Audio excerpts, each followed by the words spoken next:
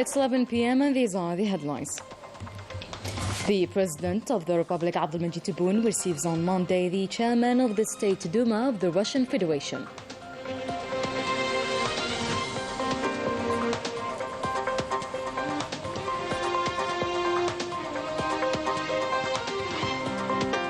The National Independent Authority for Elections continues processing the candidates' files for the upcoming presidential elections.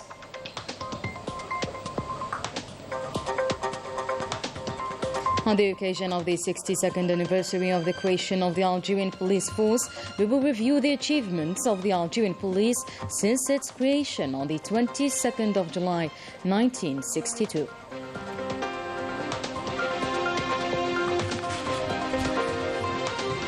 The Algerian Economic Renewal Council, the Tunisian Union of Industry, Trade and Handicrafts, and the General Union of Libyan Chambers of Trade, Industry and Agriculture agreed on Monday to set up a partnership council as a mechanism to contribute to economic complementarity between the three countries.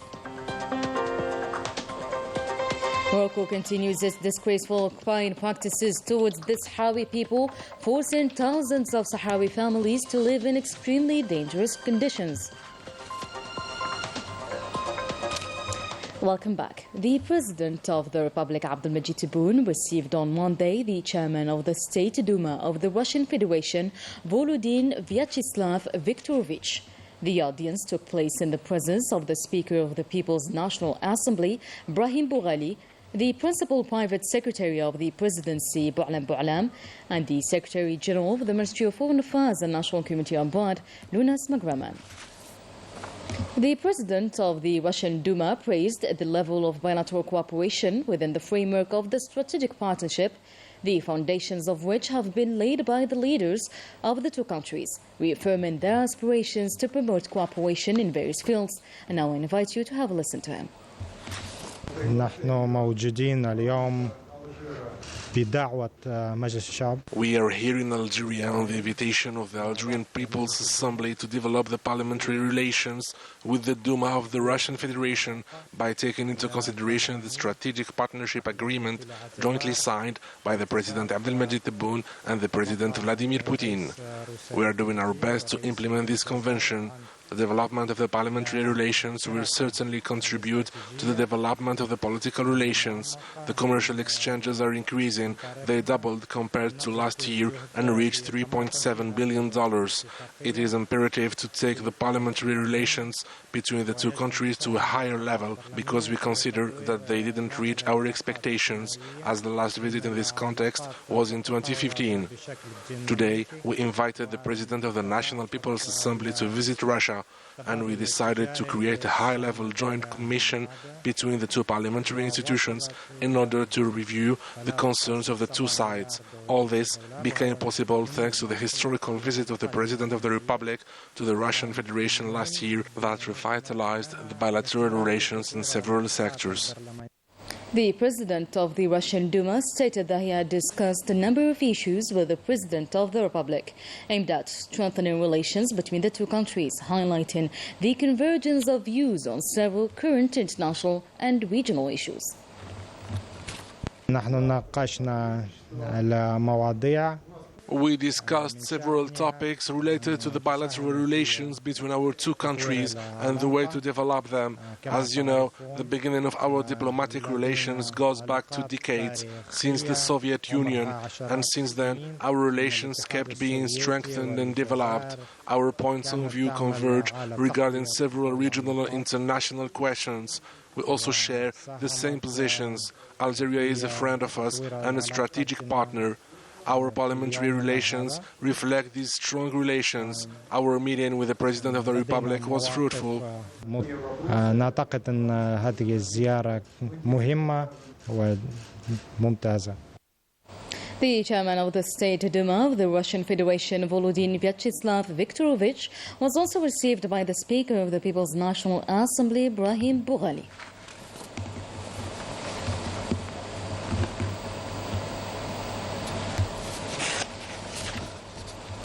And the National Independent Authority for Elections continues processing the candidates' files for the upcoming presidential elections as a first step in the shaping of the official candidates list that will last until July 25th.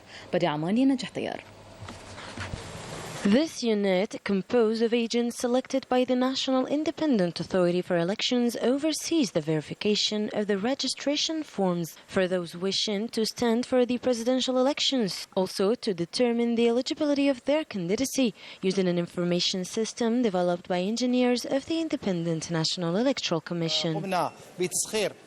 We deployed over 220 qualified technicians for the preparation of this operational room.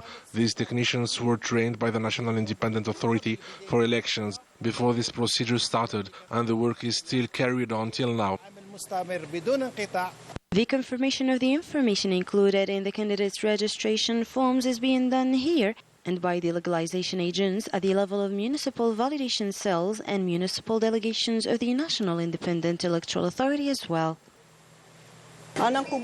We supervise the agents working on information confirmation. We also verify if the registration forms are correct, then we classify them due to the province and accuracy. In anticipation of the accepted candidates list announcement date by the Independent National Electoral Authority, the agents of this unit spare no effort in their assigned tasks. 62nd anniversary of the creation of the Algerian Police Force, the Minister of the Interior, Local Authorities and Regional Planning presided over the celebration ceremony at the headquarters of the Republican Security Units, Al-Hamis Dar al-Bayda. The ceremony was attended by the Principal Private Secretary of the Presidency of the Republic, Bou'alam, members of the government, the Director General of the National Security, and the Director General of the Palestinian Police. On this occasion, the headquarters of the Republican Security Units was named after the late war veteran Mohammed Knifed. Brahim Murad reiterated his commitment to promoting the security services, which are a pride for Algeria, adding that the National Police has been able to support the country's development policy. I invite you to have a listen. The celebration of the 62nd anniversary of the creation of the Algerian police is an occasion to review the progress achieved by this institution in equipment and action mechanisms based on professionalism, modernization and efficiency. This progress is the result of the investment in human resources and the respect of the commitments set by this institution.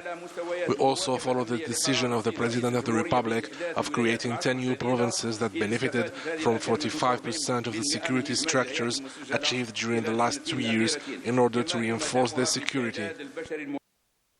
The institution of the national security follows with a lot of determination its development and modernization process in order to reach the highest level of efficiency and professionalism. Aware of the decisions taken by the President of the Republic, the General Direction of the National Security accelerated the implementation of these decisions regarding the modernization and digitalization of this security institution. After independence, Algeria started building its infrastructures and institutions. The creation of the General Direction of the National Security on the 22nd of July 1962 was an important step indeed. Yassine Hamdi explains.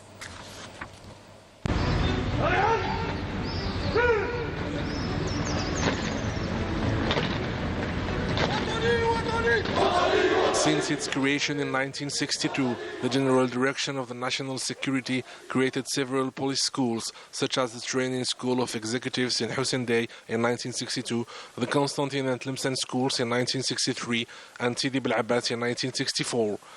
These institutions were important in training the new security forces of the country. Since 1970, the GDNS launched a modernization policy, thus reinforcing the training structures and renewing the working staff. The Higher School of Police became a major center for the extended internships, and new equipment has been acquired to effectively fight crime. In 1973, the integration of women in the services of the national security was an important step. 2 promotions of women inspectors of police were trained at the Higher School of Police, thus reinforcing diversity of the Algerian police forces. The forensic police has also progressed with the creation of forensic and medicine labs at the Higher School of Police and 2 regional annexes in Oran and Constantine. These improvements facilitated the fight against crime thanks to the modern techniques. The Algerian police has now an important place at the continental level thanks to its professionalism and equipment in fighting all kinds of crime.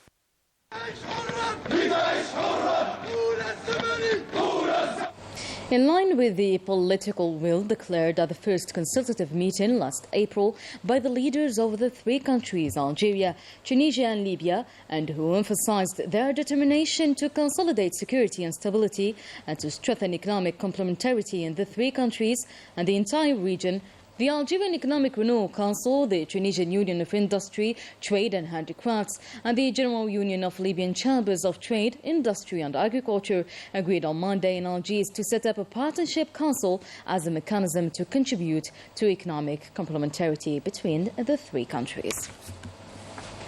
Economy Algeria recorded a qualitative and new leap in development this year as Algeria continues with its ambitious development path to strengthen its ties and modernize its economy.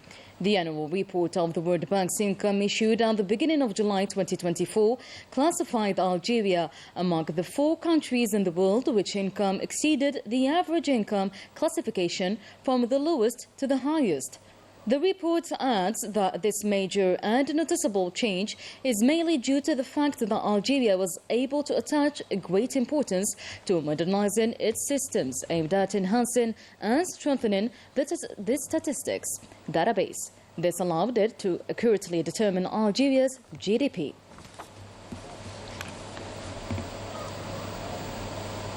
And in an exclusive interview for the Algerian television, the Minister of Digitization and Statistics, Mariam Ben Mouloud, stressed that the creation of the High Commission for Digitization allowed the country to take firm steps towards implementing the important guidelines set out by the President of the Republic aimed at achieving digital governance, modernizing the institutions of the state and improving its services mainly for Algerian enterprises and the citizens.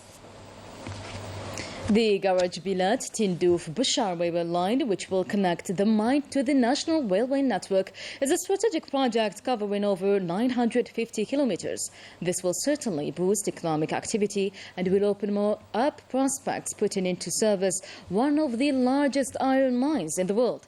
Masil Hamia and Ryan Bahri. Despite the high temperatures and the desert environment, work continues at a sustained pace. This mining line project represents a significant step forward for rail transport in Algeria. It will, among other things, connect the Garage Bilat mine to Tindouf and Bachar provinces over 950 kilometers and to transport the iron mineral extracted from the mine to the port in the north of the country, a structuring project of a big strategic nature and a commitment from the President of the Republic, who highlighted its importance in each occasion.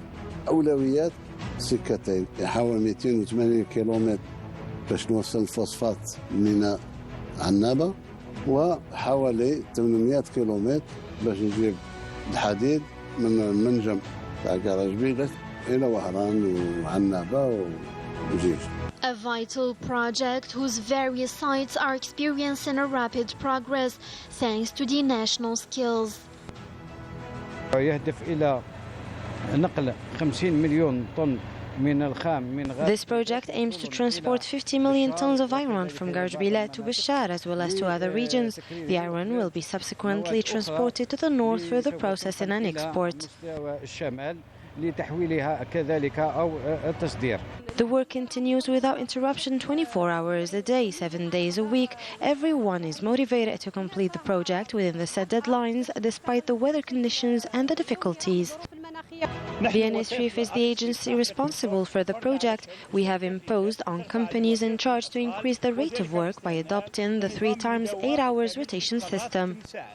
The project is divided into 3 sections. The first over 200 kilometers from Bachar to the borders with Bni Abbas. The second line will link Tindouf to Asel over 175 kilometers. And the third will be divided into 2 sections that will link Hamegir to Asel over 440 kilometers and Tindouf to Garage Bilat over 135 kilometers, which means that the challenge is significant without taking into account the will of the teams and their pride in being associated with this mega project. For us, this is a challenge that we are determined to take on. We are working day and night to make this project a reality. We are very happy to participate in the realization of this major project. It's a real achievement for our country. Today we are proud to contribute to the realization of such a large project. This railway line will help boost economic activity in Bashar province. The mega project of Bashar Tindouf Garaj railway line will undoubtedly give new impetus and boost the national economy and open up broad prospects for development and the exploitation of one of the largest iron mines in the world, with a reserve of more than 3.5 billion tons, in line with the new orientation of supporting non-hydrocarbon exports and consolidation of the African dimension. And in compliance with the instructions of the President of the Republic, the signing ceremony of the agreement for the recovery of the giant pipe production plant in the activity zone of Arnaka in Mustaganab took place today. It is actually the largest plant of its kind in Algeria and in Africa, with its modern equipments and 12 hectares of surface. This plant was transferred in favor of a public organization, namely the National Works Company. The decision was ratified during a working and inspection visit by the Minister of Industry and the Minister of Transport to the region. The fire in the Uzalagan municipality in Bjaya province is under control now. Local civil protection units are being supported by mobile columns from Al-Biyad and DGF teams and citizens. The Civil Protection Services stated that the fires in the villages of Sidi Yunus, Frunan and Irban are under control, while the fire in Amizor got extinguished but still under surveillance due to the wind. And a press conference hosted this Monday by the grandson of the South African leader Nelson Mandela on the eve of the International Conference on the Algerian Revolution in its African dimension. The aim is to reaffirm the role of Algeria in the integration and the promotion of the continent's development. Algeria and South Africa are linked by deep friendly relations.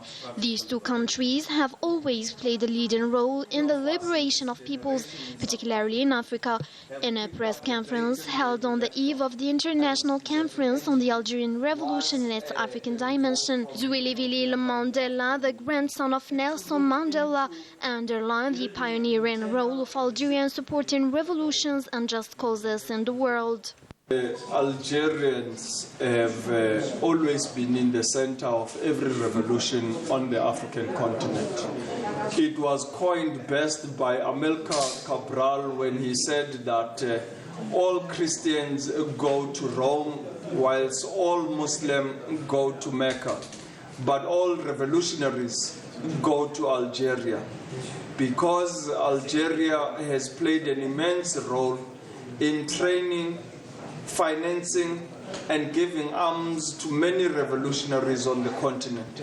It was here in Algeria that my grandfather met the likes of Agostinho Neto from Angola. Even today, Algeria and South Africa continue to support just causes, notably the struggle of Western Sahara for its independence, as well as Palestine, which is facing the Zionist barbarism. We cannot be silent in the full view of a genocide, ethnic cleansing, war crimes and crimes against humanity that are being perpetuated against Palestinians for the past 76 years. So you and I, all of us as a collective, must find means and ways on a daily basis on how we can isolate the Zionist usurping entity and show it to be the pariah state of the world. We have to do all that is necessary to decolonize the last colony of Africa, being Western Sahara, which is occupied by a member state, Morocco. And therefore, we call on all African leaders to utilize their powers in ensuring that we can totally decolonize Africa. Zwelivelile Mandela spoke about his grandfather's long struggle, Nelson Mandela, and the ideas which he transmitted to him while emphasizing the love he had for Algeria and the freedom of nations. In France, the body of the young Algerian Ammar Slimani was laid to rest today. He was shot dead 3 weeks ago in circumstances that are still unclear. The ongoing investigation implicates a French policeman. The ceremony was attended by the family of the late, his friends, and the Algerian consul in Boubini, and members of the community living in France.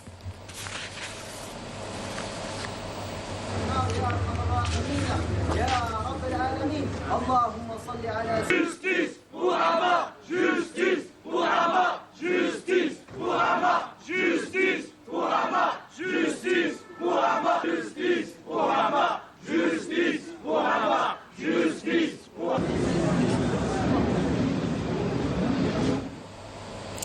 And Morocco continues its occupying practices towards the Sahrawi people, using all kinds of shameful policies, forcing thousands of Sahrawi families to live in extremely dangerous conditions. And the political committee for the Sahrawi National Council has put this question as a subject to be condemned.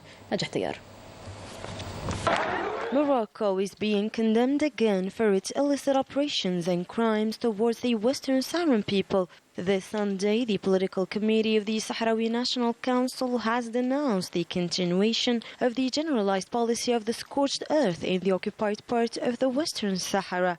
The Sahrawi committee said in a statement that the Moroccan state of occupation continues to carry out operations of collective punishment, including land confiscation, homes and livelihoods destruction, property vandalism, the burning of tents of the Sahrawi citizens, and the slaughter of livestock, all in colonization plan to uproot the Sahrawi families from their homes and land in order to settle more Moroccans instead. The political committee of the Sahrawi National Council expressed its solidarity and support to the families affected by these brutal actions, such as the Hamdi Ould Sid Ahmed Al Ali family in the occupied region of Laayoune, and to a group of Sahrawis who were attacked while planning to hold a peaceful meeting to discuss the confiscation of their land.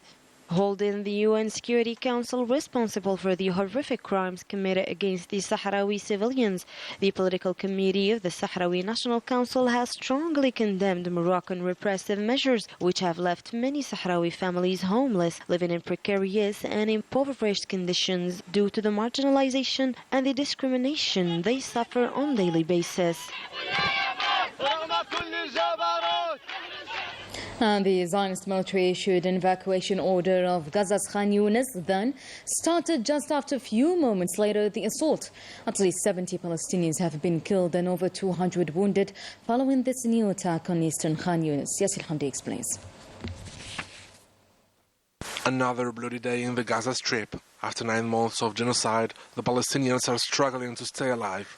In Khan Yunis, the bombardments perpetrated by the Zionist occupation forces killed 71 civilians and injured tens of others.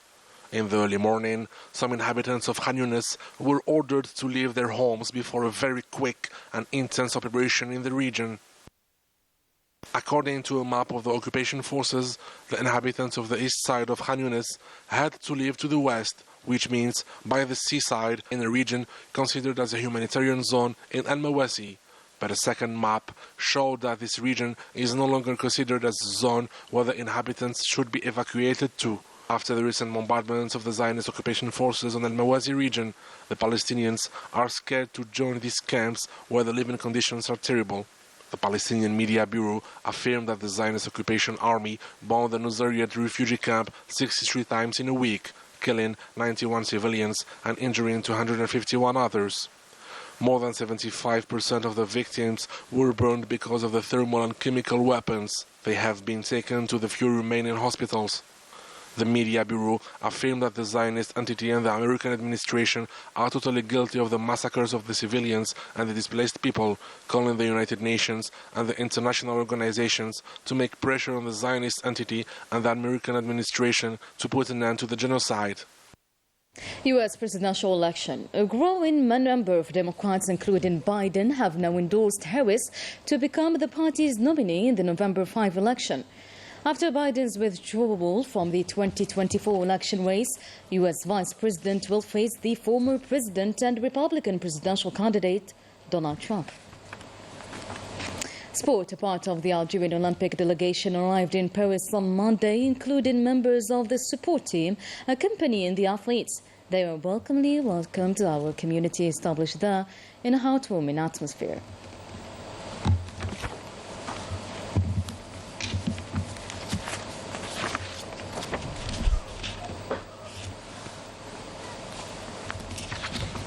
And that was it for today's news. Thank you so much for watching. I'll see you tomorrow.